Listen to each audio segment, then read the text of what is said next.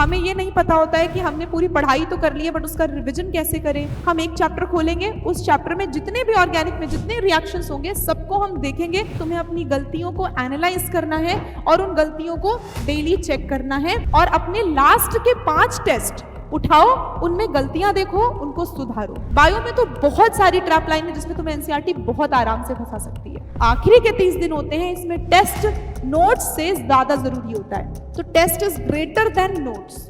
Hello everyone, a very good afternoon to all of you. This is doctor Pragya Singh and आज हम लोग इस पूरी वीडियो में ये देखने वाले हैं कि जैसे कि हमारा नीट एग्जाम का सिर्फ 1 मंथ बचा है और ये लास्ट के जो 30 डेज होते हैं ये किसी भी एस्पायरेंट के लिए बहुत ज्यादा मुश्किल भरे होते हैं, क्योंकि हमें ये नहीं पता होता है कि हमने पूरी पढ़ाई तो कर ली है बट उसका रिवीजन कैसे करें, या फिर हम लास्ट के 30 डेज में ऐसी क्या स्ट्रेटजी बनाएं कि इजिली हम अपने मार्क्स को इम्प्रूव कर सकें। तो बिना किसी टाइम को वेस्ट करते हुए हम लोग अपनी इस वीडियो को स्टार्ट करते हैं। तो सबसे पहली बात यह है कि अब हमारे पास में जो दिन बचे हैं वो डे 1 से डे 30 बचा हुआ है, यानी इन 30 दिन में हमें अपनी पूरी स्ट्रैटेजी प्लान करनी है। हमको किसी भी तरह से मार्क्स बढ़ाने हैं तो उसके लिए हमें अपना फाउंडेशन फिक्स करना पड़ेगा। फाउंडेशन मतलब हमने जो साल भर पढ़ाई की है उसको हमें अच्छे से आना चाहिए, हमारे बेसिक कॉन्सेप्ट्स एकदम क्लियर करने पड़ेंगे और उसके अलावा पूरा का पूरा एनसीईआरटी को बढ़िया से डोमिनेट करके पढ़ना है। इस टाइम पर हमें ना तो क्लास के नोट्स पे ज्यादा ध्यान देना है, ना तो हमको किसी और चीज पे, किसी अदर बुक पे ध्यान देना है, हमको ध्यान देना है एनसीईआरटी पे, क्योंकि एग्जाम में जो नीट का जो पेपर बनता है अपना वो एनसीईआरटी से बनता है। तो एनसीईआरटी डोमिनेटेड स्टडी हमें करनी है और उससे हमें अपना फाउंडेशन फिक्स करना है। इसका ऑब्जेक्टिव क्या है? सबसे पहले तो हमारे हर सब्जेक्ट में कुछ ना कुछ ऐसे एरिया जरूर होते हैं बच्चों जो हमारे बहुत कमजोर होते हैं, बहुत वीक एरियाज होते हैं, जहां पे हम थोड़ा सा कहीं ना कहीं पीछे रह जाते हैं।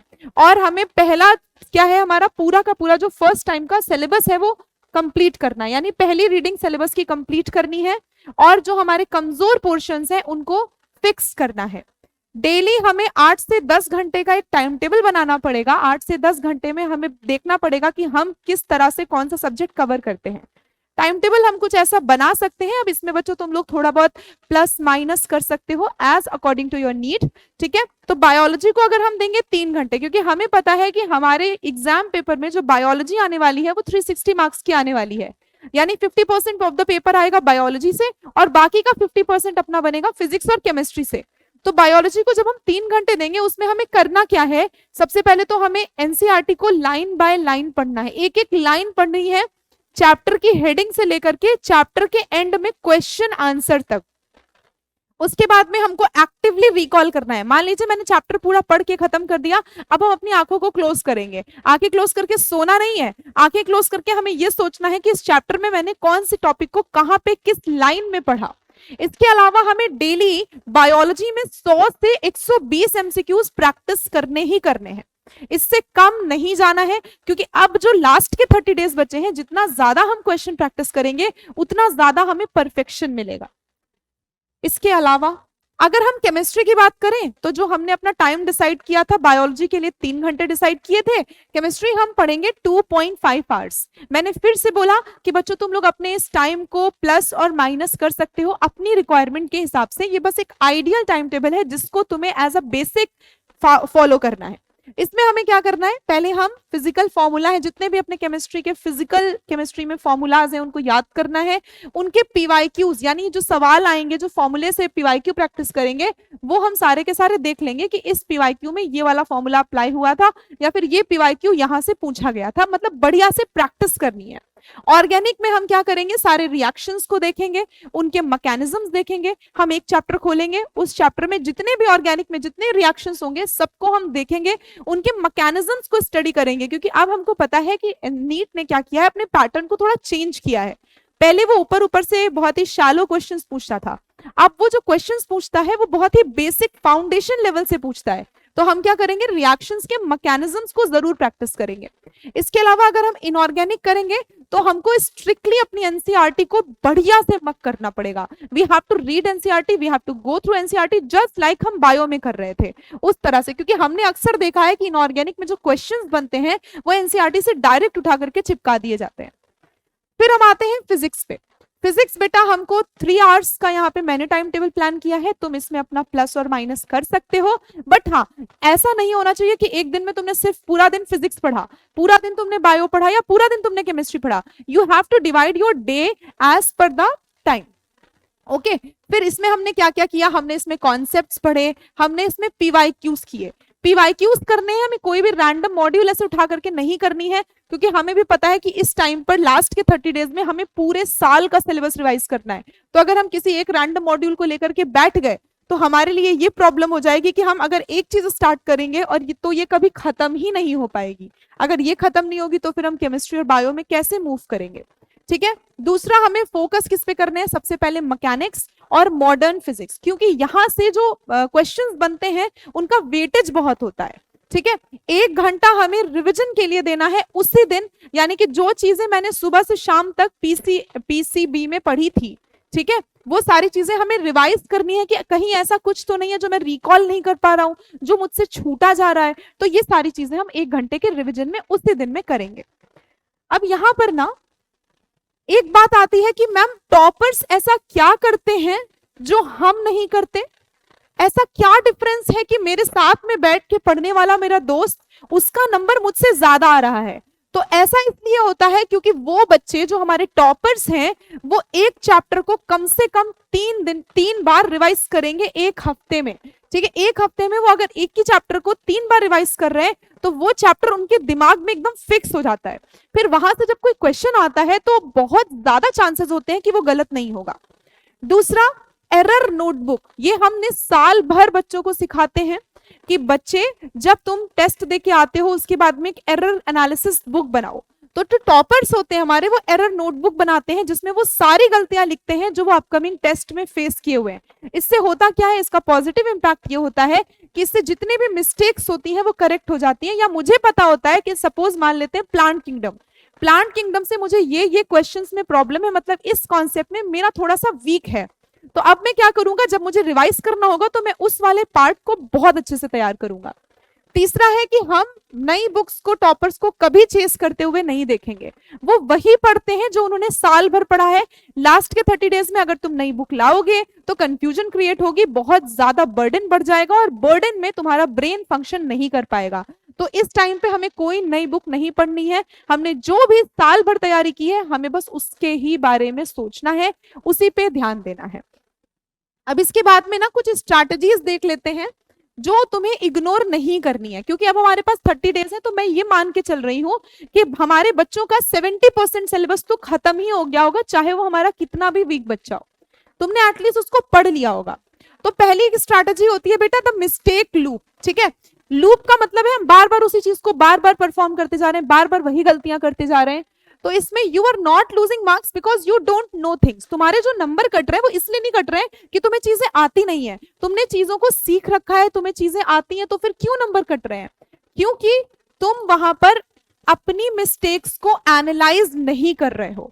अगर तुम अपनी मिस्टेक्स को एनालाइज नहीं करोगे तो बहुत ऑब्वियस नहीं है, ये बहुत ऑब्वियस है कि तुम बार बार वही चीज गलत करोगे, बार बार वही चीज गलत करोगे तो तुम्हें बार बार दिक्कत होगी और वही तुम्हारा नंबर स्टक हो जाएगा, तुम उसी लूप में फंसे रह जाओगे। ठीक है, और तुम्हें ये डेली करना है। क्या डेली करना है, तुम्हें अपनी गलतियों को एनालाइज करना है और उन गलतियों को डेली चेक करना है और अपने लास्ट के 5 टेस्ट उठाओ, उनमें गलतियां देखो, उनको सुधारो, ताकि तुम इस मिस्टेक लूप से ना बाहर निकल पाओ। ठीक है, उसमें हमें आइडेंटिफाई क्या करना है, जब हम लास्ट के 5 साल के पेपर को एनालाइज कर रहे होंगे तो हम ये आइडेंटिफाई करेंगे कि कौन कौन सी एरर्स हैं जो कॉन्सेप्चुअल थी मेरी, कौन से कॉन्सेप्ट है जो मेरे गलत है, तो कॉन्सेप्चुअल एरर्स हम आइडेंटिफाई कर लेंगे। दूसरा, जो सिली मिस्टेक्स हम कर रहे हैं, कई बार क्या होता है मुझे क्वेश्चन आता है बट हम एक एग्जाम में वो चीज दिखती नहीं है, बाद में आके दिखता है कि अरे ये तो मुझे आता था फिर भी मैंने गलत कर दिया। तो वो सिली मिस्टेक्स तुमको आइडेंटिफाई करने में मदद मिलेगी, कब, जब तुम ये 5 टेस्ट की एनालिसिस करोगे। इसके अलावा गेस करनी है errors, show much you study. अगर तुम अपनी एरर्स को देख लोगे तो तुम्हें ये पता चल जाएगा कि तुम्हारी जो स्टडी है, तुम्हारी जो प्रिपरेशन है वो किस लेवल पे चल रही है। ठीक है, तो ये सब करने से तुम जो है इस मिस्टेक लूप से थोड़ा सा बाहर निकल आओगे। इसके अलावा नाउ क्रिएट 3 लिस्ट। तुमने 5 टेस्ट एनालाइज किए, 5 टेस्ट में तुम एक लिस्ट बनाओ। पहला आई डोंट नो, वो कौन कौन से कॉन्सेप्ट वाले क्वेश्चन है जो तुम्हें आते नहीं थे और तुमने गलत किए, इनको हम यहाँ पे रखेंगे। इसमें वो वाले क्वेश्चंस रखेंगे जिसमें मुझे पता था कि मुझे आता है लेकिन फिर भी मेरा गलत हुआ, क्यों? क्योंकि मुझे एग्जाम हॉल में बैठ करके वो चीज दिखाई नहीं दी, पर अब दिख रही है। अब अगर मैं इसी चीज को कर रहा हूं तो मेरे से हो जा रही है, तो उस चीज में यहाँ पे हम अपने क्वेश्चंस को ऐड करते रहेंगे, प्लस वन करके क्वेश्चन नंबर। और कहीं हर बच्चे की आदत होती है तुक्का मारने की। अगर तुम कहीं पर भी तुक्का मारे हो और तुम्हारा क्वेश्चन सही हो गया, इसका मतलब ये नहीं है वो तुम्हें आता था, तो तुम उस क्वेश्चन को यहाँ पर लिख सकते हो। तो जब तुम ये 3 लिस्ट बनाओगे तो यहाँ पर तुम्हारी मिस्टेक्स तुम्हें नजर आएंगी। ये 30 डेज की स्ट्रेटेजी है ये, ठीक है। अब यहाँ पर क्या है, हमको कैटेगरी 2 और 3 को कंप्लीटली एलिमिनेट करना है। भाई तुम्हें कॉन्सेप्ट आता ही नहीं था, तो अब कहोगे मैम मैं कॉन्सेप्ट सीखने बैठूंगा तो बाकी छूट जाएगा। तो हम अगर 1 को एलिमिनेट नहीं कर सकते तो क्या हुआ, हम ये 2 और 3 को तो एलिमिनेट कर सकते हैं ना, हम इसको एलिमिनेट करेंगे। If you don't do this your score will stay stuck, ठीक है। तुम्हारे नंबर अगर मान लो 470 आ रहे हैं तो ये इतने ही रहेंगे, नो मैटर तुम कितना भी उसी में प्रैक्टिस करते रहो, पढ़ते रहो। क्यों? क्योंकि तुमने एक सही स्ट्रैटेजी नहीं बनाई, तुम एक मिस्टेक लूप में फंसे हुए हो। तो अपने नंबरों को अगर इससे इंक्रीज करना है तो तुमको यहाँ पे ऐसे करके अपने को प्लान करना पड़ेगा। ओके, अगली स्ट्रैटेजी हमारी होती है रिवर्स स्टडी। ये टॉपर्स की ट्रिक होती है। हम लोग यूजुअली क्या करते हैं, पहले नोट्स पढ़ते हैं, क्वेश्चन सॉल्व करते हैं। अब देखो टॉपर्स क्या करते हैं, व्हाट शुड आई स्टडी। हमेशा ये कहते हैं ना क्या पढ़ूं मैं। अपने से पूछो कि नीट पूछेगा क्या, तुम वो पढ़ो जो नीट पूछेगा, ठीक है। हम अभी तक क्या कर रहे थे, मैं क्या पढ़ूं, ठीक है, मैं क्या पढ़ूं से हमें अपना माइंडसेट चेंज करके बनाना है कि नीट क्या पूछेगा। और हम ये ऐसा कैसे करेंगे, कैसे हमारा ये माइंडसेट, कैसे मुझे पता चलेगा कि नीट क्या पूछ सकता है। हम पिछले 15 साल के पीवाईक्यू उठाएंगे, जो क्वेश्चन जिस चैप्टर से आया है, मुझे पता है कि यहां से पीवाईक्यू आया है, ये चैप्टर का वो पोर्शन बहुत इंपॉर्टेंट है, तो हमें क्या करना है, 15 साल का पीवाईक्यू पेपर उठाना है, उसको देखना है। उसमें हमें कुछ पैटर्न्स को ऑब्जर्व करना है। क्या पैटर्न, कि कौन सी लाइन है एनसीईआरटी की जो कई बार रिपीट हुई है। तो बहुत ऑब्वियस सी बात नहीं है कि वो लाइन दोबारा से रिपीट होगी। इसके अलावा कौन कौन से क्वेश्चंस हैं जो हर 2-3 साल में रिपीट हो जाते हैं। तो कहीं ना कहीं ये पैटर्न नहीं बन गया। अब जब ये पैटर्न बन गया तो मुझे ये पता है कि नहीं कि नीट ये पूछ सकता है, तो मेरा माइंडसेट क्या है, अब मुझे पढ़ना क्या है ये मुझे बहुत अच्छे से पता है, क्योंकि 15 साल के पेपर में ये दोनों चीजें मैंने देख ली हैं। करना क्या है, ठीक है, उसके बाद में उसमें बढ़िया से ध्यान देना है और हमें उसी पे पूरा का पूरा अपना स्टडी फोकस करना है। इसके बाद में एक होता है एनसीईआरटी में कुछ ट्रैप लाइंस होती हैं बेटा, ठीक। वो जो ट्रैप लाइंस होती है ना, वो भी स्पेशली हमें देखने को मिलती है बायो में। बायो में तो बहुत सारी ट्रैप लाइन है जिसमें तुम्हें एनसीईआरटी बहुत आराम से फंसा सकती है, और कुछ ऐसी ही लाइंस हमको इनऑर्गेनिक केमिस्ट्री में देखने को मिलती है। इसके लिए हम क्या कर सकते हैं, तो जब कोई एग्जामिनर पेपर बना रहा हो, मैं तुम्हारी अगर एग्जामिनर हूं तो मैं तुम्हारे लिए ऐसा पेपर बनाऊंगी जहां पर मुझे पता है कि बच्चा फंस सकता है, ठीक है। तो मैं वही कॉन्सेप्ट उठाऊंगी और बच्चों से पूछ लूंगी, क्योंकि मुझे तो क्वेश्चन पेपर बनाना है ना। मैं थोड़े चाहती हूँ कि मैं ऐसा पेपर बनाऊं जिसमें तुम पूरे के पूरे नंबर ले आओ, ठीक। तो सबसे पहले हमें यहाँ करना क्या है, हमको पूरी एनसीईआरटी में एक पेपर सेटर की तरह पढ़ना है। मान लो तुम पेपर बनाने वाले हो, ठीक, तो तुम क्या क्या चीजें ध्यान में रखोगे। तुम हमेशा एनसीईआरटी में एक्सेप्शंस ढूंढोगे। हमेशा जो चीजें जनरल ट्रेंड में चलती है एनसीईआरटी उसमें से क्वेश्चन नहीं पूछता नीट। वो क्या पूछेगा, एक एक्सेप्शन हुआ उसी एक्सेप्शन पे सवाल बना देगा। तो पहला तो हमें ट्रेंड सेटर की तरह एक्सेप्शंस ढूंढने हैं। दूसरा एग्जाम्पल, क्योंकि एग्जाम्पल बच्चों को याद, तो जैसे एनिमल किंगडम के एग्जाम्पल हैं, बच्चों को याद नहीं होते, बच्चे कोशिश भी नहीं करते याद करने की। तीसरा है कि वो याद तो करते हैं बट एग्जाम आते आते भूल जाते हैं, तो एग्जामिनर पेपर यहीं से बनाता है। तीसरा, वो डायग्राम्स पूछ लेता है। डायग्राम्स तुमको पता है ब्लैक एंड व्हाइट कलर के, और छोटे छोटे डायग्राम पूछता है, तो तुमको उसके सारे के सारे जो अपने के लेबलिंग्स है ना, उनको एज इट इज याद करना पड़ेगा, बिना अपना दिमाग लगाए हुए कि इस चीज को ऊपर और नीचे नहीं किया जा सकता। क्योंकि एनसीईआरटी से जो पेपर बनता है जब डायग्राम का, तो वो फोटो उठा करके एनसीईआरटी से वहां पे छाप दी जाती है। तो जो हमारी लेबलिंग्स होंगी वो एग्जैक्ट सेम पैटर्न में होंगी जो एनसीईआरटी में है। तो डायग्राम्स को अच्छे से देखना है। इसके अलावा जो टेबल्स बनी है, फिर एनिमल किंगडम में देखो लास्ट पेज पे टेबल बनी हुई है, तो जो टेबल्स हैं इनको अच्छे से पढ़ना है। ट्रेंड सेटर की तरह, एक पेपर सेटर की तरह, ट्रेंड सेटर की तरह तुमको एनसीईआरटी को अच्छे से देखना है कि अगर तुम पेपर बना रहे होते तो तुम क्वेश्चन कहां से देते। अपने से पूछो how can this line be twisted into a question, सबसे इंपॉर्टेंट है। अगर तुम एनसीईआरटी पढ़ रहे हो स्पेशली बायोलॉजी में या फिर इनऑर्गेनिक में, तुम खुद सोच सकते हो कि इस क्वेश्चन को, अगर इस लाइन को मुझे क्वेश्चन बनाना हो तो मैं कैसा क्वेश्चन क्रिएट करूंगा। ठीक है, तो इससे क्या होगा, तुम्हारा एक क्विक रिवीजन होगा, प्लस तुम्हारा जो ब्रेन है ना उसकी रीवायरिंग होगी और तुम जल्दी जल्दी क्वेश्चंस को आंसर करने लगोगे। इसके बाद में हमारा होता है मेंटल कंडीशनिंग, यानी कि इसके बारे में कोई बात नहीं करता, हम लोग यूजुअली इस चीज को ना बहुत हल्के में ले लेते हैं। जब हम लास्ट के 30 दिन में ना नीट की प्रिपरेशन करने बैठते हैं तो हमारे दिमाग में तरह तरह के बहाने आते हैं। मैम मैं आउट ऑफ स्टेशन जा रहा हूँ, मैम मैं पढ़ नहीं पा रहा हूँ क्योंकि मेरा तबीयत नहीं सही है, मैम ये है। एक्चुअली में ना गलती है ब्रेन की। ब्रेन तुमको क्या करता है, इस डिफिकल्ट सिचुएशन से भगाने की कोशिश करता है। तुमको पता है हमारी बॉडी खुद को सेव करेगी, ठीक है, तो सेव करने के लिए ब्रेन ना तुमको सिग्नल देता है। वो कहता है मैं बहुत थका हुआ हूँ, कल से शुरू करूंगा, 1 घंटे का ब्रेक ले लेता हूँ। अब वो 1 घंटे का ब्रेक कब 2 घंटे, 3 घंटे, 4 घंटे में कन्वर्ट हो जाता है, तुम्हें पता भी नहीं चलता और तुम्हारा टाइम वेस्ट हो जाता है। तो यहाँ पर हमें इसको इग्नोर करना है। जो हमारे टॉप रैंकर्स बच्चे हैं ना, वो ऐसा नहीं है वो डेली खुद को मोटिवेटेड फील करते हैं, वो रोज जा करके किसी मोटिवेशनल स्पीकर की वीडियो देखते हैं कि चलो मोटिवेट हो जाते हैं, पढ़ते हैं।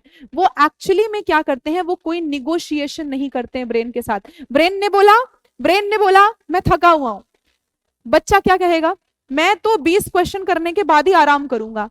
तो हमें कभी भी क्या करना है, हमें अपनी ब्रेन की ये सिग्नल्स को लेना ही नहीं है, हमको ब्रेन के साथ निगोशिएट करना है। ऐसा है 20 क्वेश्चन करने के बाद ना सो जाते हैं, तो जब तुम 20 क्वेश्चन कर रहे होगे ना, you will use your time, you will not function with the brain, जैसे ब्रेन तुमको एस्केप करवा रहा है सिचुएशन से। Okay, so face the situation and just work on your self. अब ये है, यहाँ पे कोई शुगर कोटिंग नहीं बेटा, जो चीजें हैं वो ये हैं, बहुत इंपॉर्टेंट है, वेरी इंपॉर्टेंट, और ये तुम्हारे लिए रामबाण है, समझ लो। ठीक है, क्या जो तुम अभी टेस्ट दे रहे हो ना, कुछ बच्चे हैं मैम अभी टेस्ट नहीं देंगे, अभी प्रिपरेशन 15 दिन और कर लेते हैं, उसके बाद में टेस्ट देंगे। तो ये जो आखिरी के 30 दिन होते हैं, इसमें टेस्ट नोट्स से ज्यादा जरूरी होता है, तो test is greater than notes. दूसरा है एनालिसिस करना बहुत जरूरी है। मान लो तुम बहुत टेस्ट दिए, मैंने बोला तुमसे कि तुम डेली टेस्ट दो, तुम डेली टेस्ट दे रहे हो, बस टेस्ट दिए जा रहे हो, दिए जा रहे हो, दिए जा रहे हो। इससे बेटर है कि अपने टेस्ट की एनालिसिस करो। तुम 3 दिन में, 2 दिन में एक टेस्ट दो, ठीक, हर 2 दिन में एक टेस्ट दो, हर 2 दिन में, मतलब ऐसे करो कि एक पैटर्न में टेस्ट दे रहे हो, टेस्ट के बाद उसकी एनालिसिस करो। अभी मैंने बताया था ना 5 टेस्ट पेपर लास्ट के उठाओ, उनकी एनालिसिस करो। तो एनालिसिस ज्यादा जरूरी है पेपर के नंबर देने से। इसके बाद में रिवीजन बेटा बहुत जरूरी है लर्निंग से, क्योंकि अब वो लर्निंग फेज नहीं रहा, अब आखिरी के 30 दिन में तुम क्या ही सीख लोगे। उससे बेटर ये नहीं है कि तुम रिवीजन करो, तो revision is greater then learning. और सबसे इंपॉर्टेंट जो हमेशा एक मेडिको को मेडिको बनाती है, वो है कि उसमें डिसिप्लिन होना चाहिए। मैं हर दिन मोटिवेट नहीं रह सकती, कभी कभी मेरा मन करेगा कि नहीं आज ना रेस्ट कर लेता हूँ, बट एक डिसिप्लिन है, क्योंकि मैं डेली पढ़ रहा हूं तो मुझे आज भी पढ़ना है। तो discipline is greater then motivation. So that's all for today. I hope ये वीडियो तुमको बहुत हेल्प करेगा तुम्हारे लास्ट 30 डेज के लिए। And we will see many needs यहाँ पीडब्ल्यू के स्टूडेंट्स को getting in the medical college. All the best for your preparation. Thank you.